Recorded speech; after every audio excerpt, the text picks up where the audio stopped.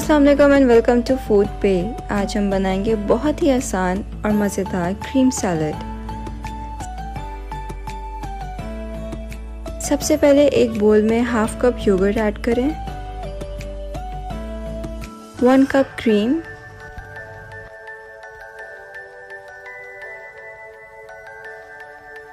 Half cup mayonnaise,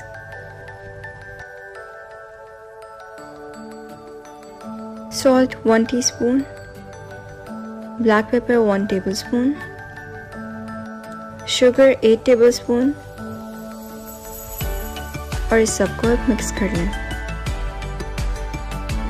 boiled macaronis add करेंगे, grapes 1 cup, bananas,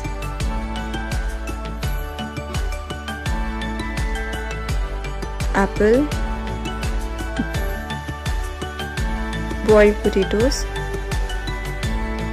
boiled corns 1/3 cup, pineapple 1 cup, kishmish, crushed almonds। इसको सर्व करने से पहले अच्छे से चिल होने दें,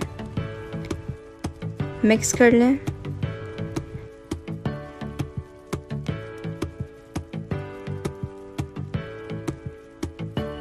तो जनाब हमारी क्रीम सैलड तैयार है। घर पर इसको ज़रूर ट्राई करें और हमारे चैनल को लाइक और सब्सक्राइब ज़रूर करें।